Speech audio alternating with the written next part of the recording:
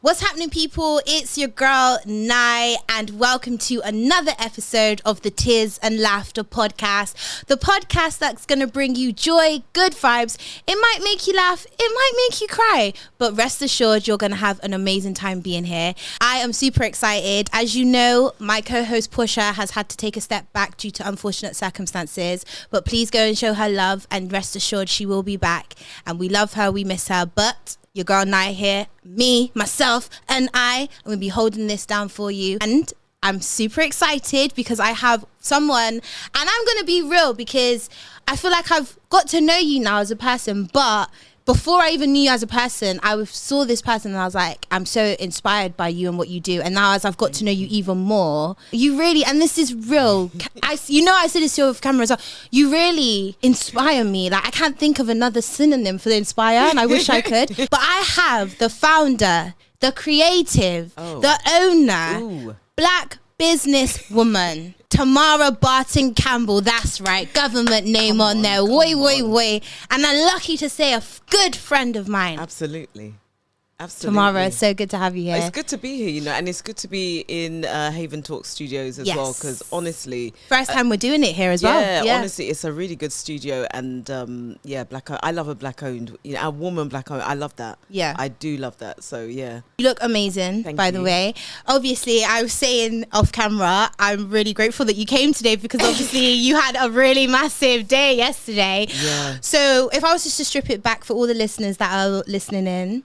Who is Tamara Burton-Campbell? Goodness, so I'm founder of Renaissance Studios. So I guess a lot of people know me through. I say a lot of people. Some people know me through producing. That's most probably my main thing, is producing films, content. That's advertising stuff. That's really how I've been known. But yeah, founder of Renaissance Studios. I'm quite proud of Renaissance. Yeah, you should be. Listen, I'm quite proud of my babes. If I could throw these plants at you to give you flowers, I really would, because Renaissance is doing, we even were just speaking to one of the crew in the studio, and even she is aware of Renaissance and what you guys do, because it's an important movement. But for the people that aren't familiar, what is Renaissance Studios? We're a sister company, actually. So Renaissance and the Rebirth Project. So Renaissance is the production side. So we manage productions.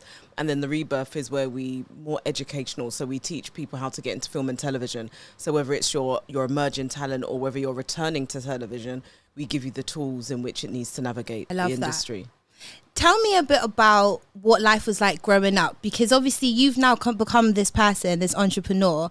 I want to kind of strip back of where this creative spark came from. I think, I was talking to my sister the other day, Charlene, and I was just like, Mum was really creative, and she still is very creative, but Mum would schmooze with like some of the best of them, and those people would be just like in our house. And I think a lot of our creativity came from seeing people who were doing stuff and knowing that actually we can do it. Mm-hmm. So, imagine living in a house and Nana Cherry is downstairs and you see her and then all of a sudden she goes on to Top of the Pops, like those kind of things. And it really, really broke the cycle for us in the sense of thinking that was unattainable. It was very obtainable because my mum's friendship circle were just her friends. And I think that's what's become ours, is our friends do amazing things and we do amazing things with our friends. And I think that's been really cool. I think growing up, we thought we were maybe the Jackson 5 of West London. So that was, I love it. That was the thing. I can see it as well. Yeah, so it was like singing, dancing, making things, just doing anything, even without resources. We were just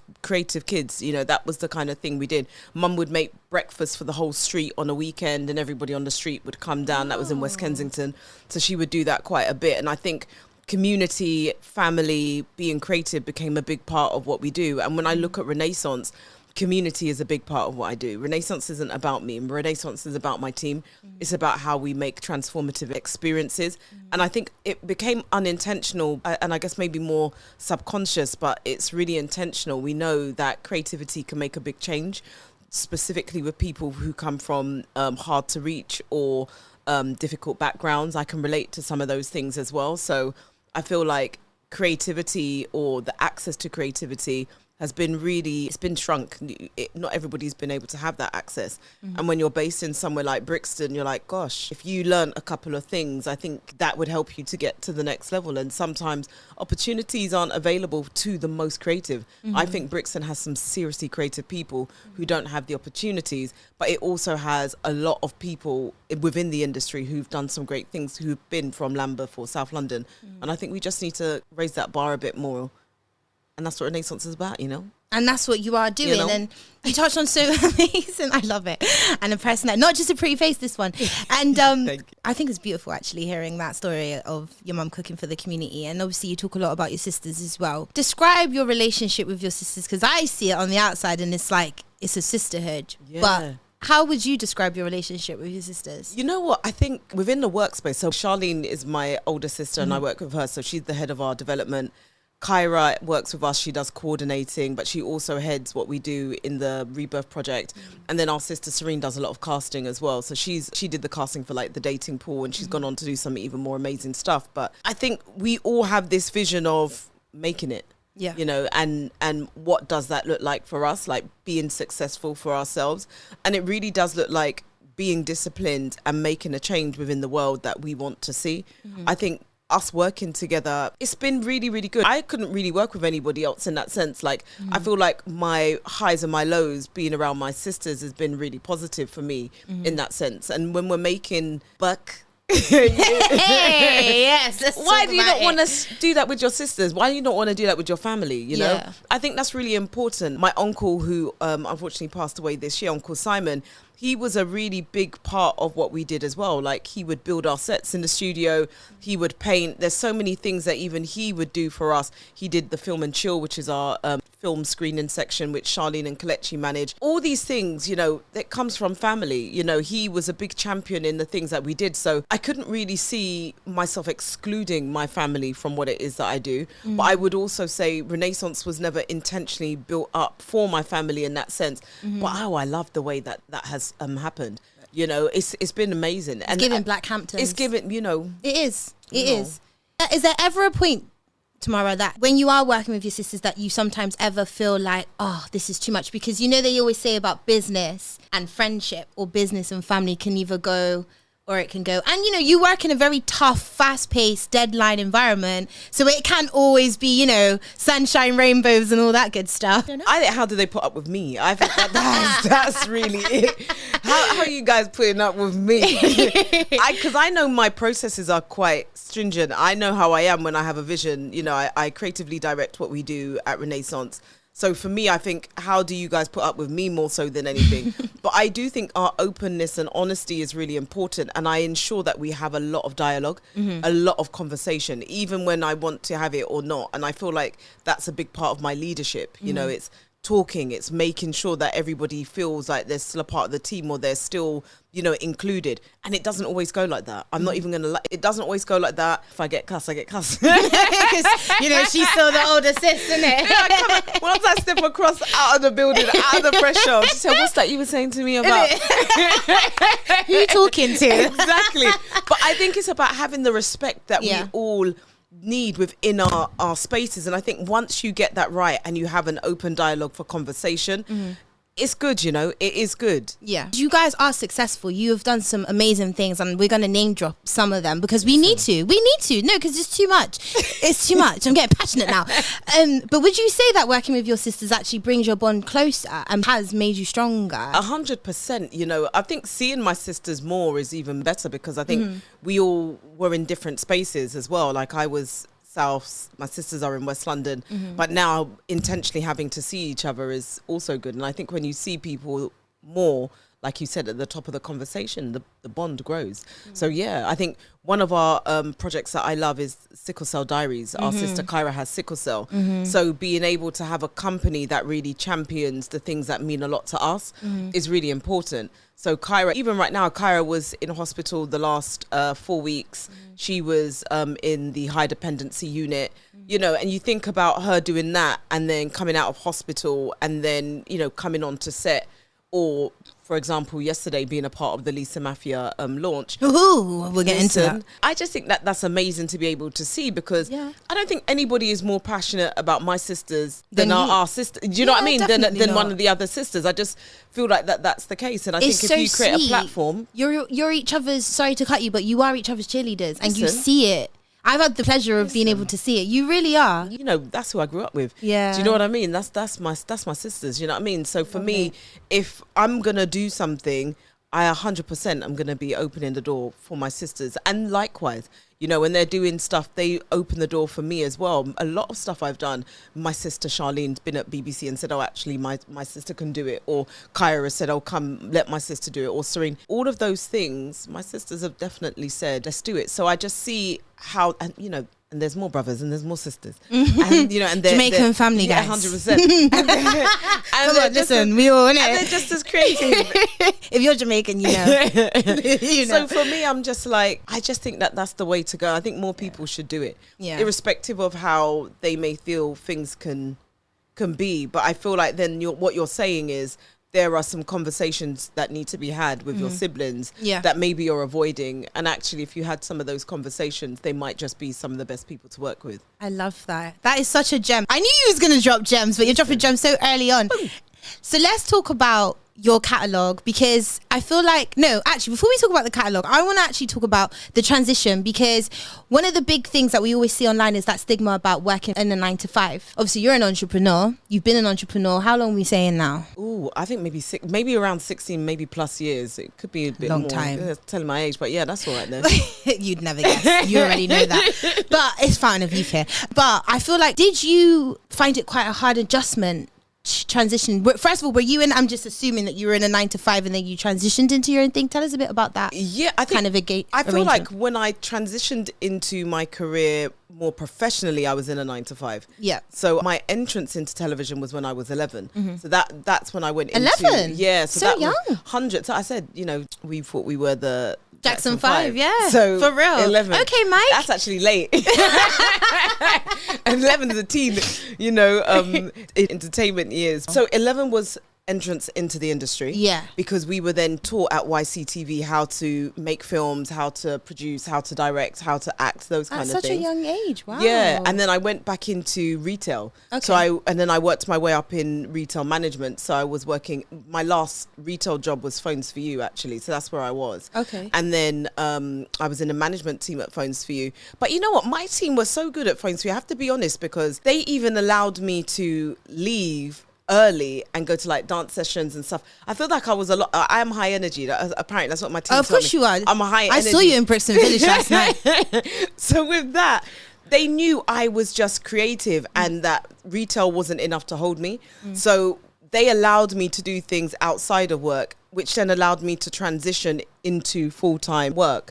So when I transitioned into full-time work, what was I doing? I decided I then wanted to I did street casting. I remember I did some street casting and I was very much vocal on MySpace.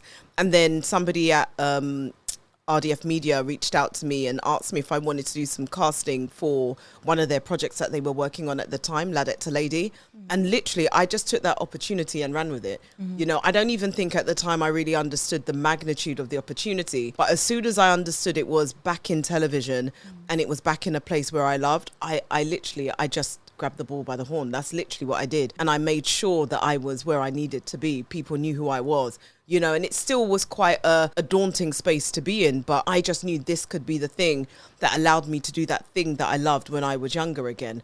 And that's really what I did. You know, it was a mixture of television. And then once I left there, I went into advertising. So I was based at Salt TV, which was based in Central. And that was really interesting for me because that was a lot of advertising, commercials. It was a lot of big projects that then ended up, you know, on television or around the world. And I loved that. I really, really love that, being able to see my work, you know. And you should, because you do incredible work. And we're going to talk about some of that work now because you've worked on some amazing projects. Let's name drop. First of all, we got the dating pool, which I I was lucky enough to be casted for that. That was my first experience working with you guys. And I was even saying yesterday, because I had the pleasure of working with you guys yesterday, that you create such a safe space. Thank you. You really do. The show itself, give the listeners a little bit of like a insight in a synopsis of what they can expect from that. I'll give you a top line. It's like speed dating in the back of an Uber. Right. So that's really what it is. But Right. no one knows who's coming into the car. No one knows what's going on. There's a lot of surprises, and the driver is a comedic rock star, Spuds, and he brings the bands. He really does. And again, you know why I love this as well? This is Charlene's idea. So this was one of my sister's ideas, because in lockdown, she just kept on taking, well, before lockdown, she kept on taking Ubers and specifically Uber pools. And when you get into an Uber pool, you don't only get like a cheap ride, but you also get to speak to people who are, I would say, very out of sync, because you could be going home and they could be starting their night. But the energy and the characters that you meet in those spaces are just so great. And for me, when I used to take them, I used to speak to a lot of people. And I just used to find that really interesting. But Charlene was like, I think this is a dating show format. And I was like, all right, write it down. And then we wrote it down. And you know what? The rest is history. You know what I mean? Tune into Channel 4.0. You know what I mean? You'll see it. And you'll see and what? E4. And E4. It got picked up by E4. Yeah. And then it wasn't just TV you've done. You've also worked on films. Yes, worked on reputable films in the culture, in the UK culture, if you know, you know. Not just London, because I'm not a Londoner, but I know. The Intent. We did The Intent, we did the Weekend Movie, and we did It's a Lot. So proud of those projects as well, because those are also, at the time, they were first-time filmmakers at that time. So I really love being a part of that first-time filmmaker journey as well. I've gone on to do some more short films as well, Father of Man and some others. So I just feel like those have been really good, working with a team who are full of ambition, full of talent. But this is potentially one of the projects that means a lot to them. And I just love that. I love navigating that space. And I think that's a big part of the Rebirth project as well. So you could take those skills and help people on that early stage of their journey. And it all boils down really to opportunity, you know, and access to the process. It doesn't boil down to the lack of talent. Definitely very talented people, but... And how good looking is Scorcher? No comment? Pleading the fifth? Okay. Pleading the fifth, Pleading man. the fifth. She pleads the fifth. That's fair. And now let's talk about last night, because I'm still buzzing over it. I'm not gonna lie. Obviously, we had Lisa Maffia's rum launch. That Lisa Maffia. Yeah. What's the We had to learn the I had to learn Remember the I told you. I got 21 seconds to pass the mic. 21 seconds to say what I gotta say. Hey. No, you you're need not to doing that to me. That's obviously major. You know, we all know Lisa Maffia is a grime legend. So Solid Crew, we know. How are you feeling now? Sitting here, next day, it's all completed. Mess was cleaned up. How do you feel? I feel good, you know. Yeah. I feel good. I think we've been working with Lisa, I would say around the last year, we've been working with Lisa. You know, a couple of things coming soon. Just going to say that. But it's really good to do something with her successfully as well. We've done other things, like we've been filming stuff with her, but to do something and for that thing to be successful. And if you're an 80s baby, you know what I mean? It means a lot to do something with Lisa Maffia, who was a part of, you know, So Solid Crew. And Top of the Pops days, man. Romeo done.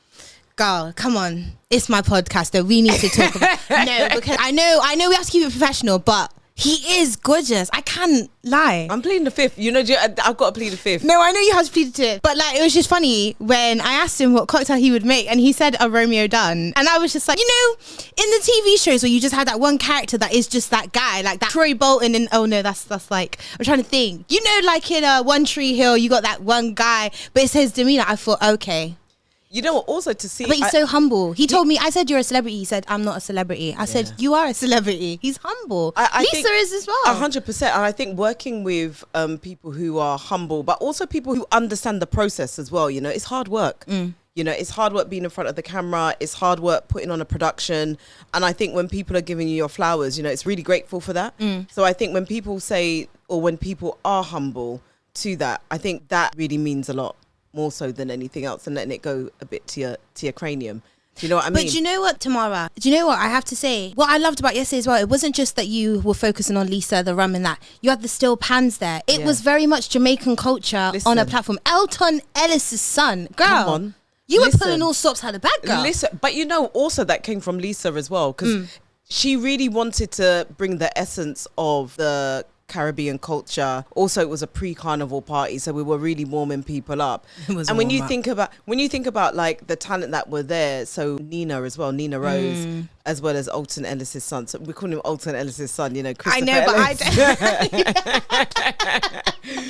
But it sounds like a Rastafarian dad, doesn't it? And Maxwell D. You know what? Yeah, Maxwell D. All of these people really, really support Lisa. And again, it goes back to what she means to us and the culture. And that's such a big part of Renaissance, you know, like that is such a Renaissance movement. It's Lisa's from Brixton. Brixton means a lot to her. She's bringing her brand to Brixton. Listen, that's Renaissance all over. And this is me as a girl who was brought up in West London. You know, I fell in love with Brixton. I fell in love with the culture in Brixton and the talent and the creativity in Brixton. So to be a part of a project like that, for us, that's like big tick.